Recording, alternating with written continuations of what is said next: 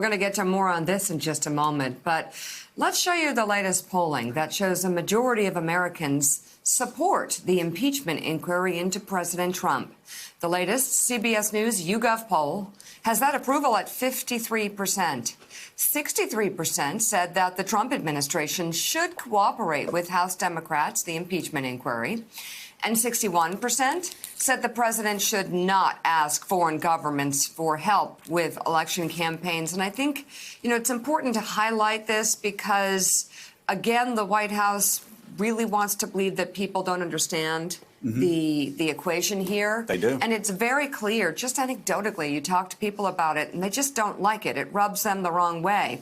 They may not know about the legalities or illegalities of it, which exist, but in just simple terms, people are like, no, you don't do that. That's not right. Yeah, David Ignatius, only 12%.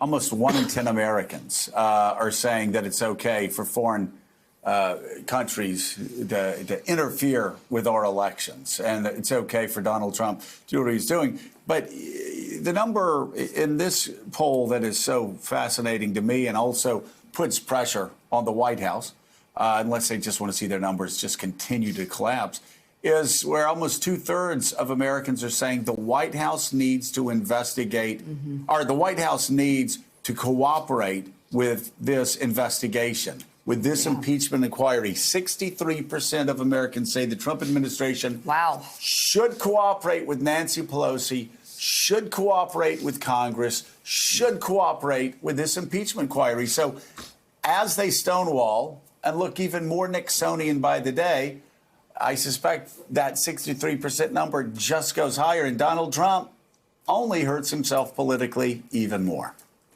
Joe, the strategy of the Trump administration since the beginning of these investigations has been just to try to fog them, to make people think it's all just this Washington circus of endless investigations back and forth. And these poll numbers suggest that people aren't buying it, that they do want to get to the bottom, that they don't see the Ukraine investigation simply as an add-on to the Mueller investigation.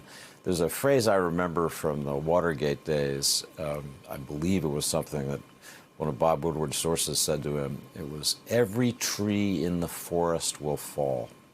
And I have a feeling that process is what we're beginning to see as people realize they face legal jeopardy, as people like Gordon Sondland, Fiona Hill realize they have to testify truthfully because these investigations aren't going to stop, because they see those poll numbers too.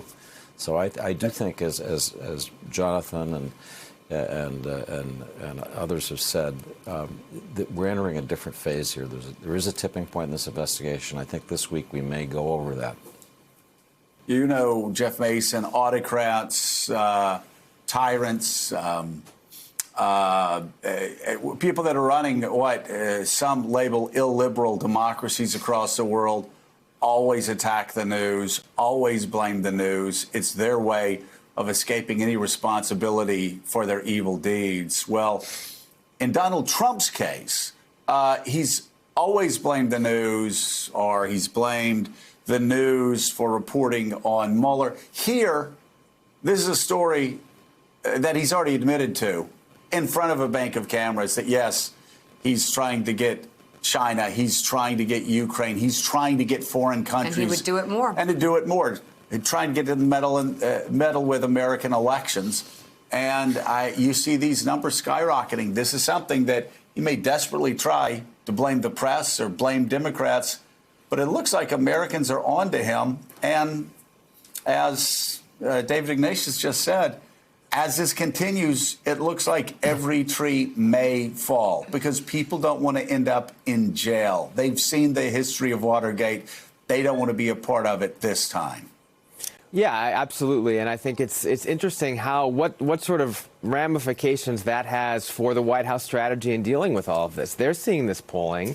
You're certainly right to say the president criticizes the media and lashes out at the media when he feels under pressure, and that is usually a big part of his strategy, and we've seen that in the last couple days, last couple weeks. But what we also saw last week was a letter from the White House to Nancy Pelosi saying essentially and crystallizing their strategy of we're not going to cooperate. And yet, the fact that these people are testifying this week, the fact that the former ambassador to Ukraine testified on Friday, sort of shows that that strategy is already crumbling. I was talking to a White House official last week who said this makes it look like we're caving. So the White House strategy seems to be coming sort of down just as the pressure on the president is going up. Thanks for checking out MSNBC on YouTube, and make sure you subscribe to stay up to date on the day's biggest stories. And you can click on any of the videos around us to watch more from Morning Joe and MSNBC. Thanks so much for watching.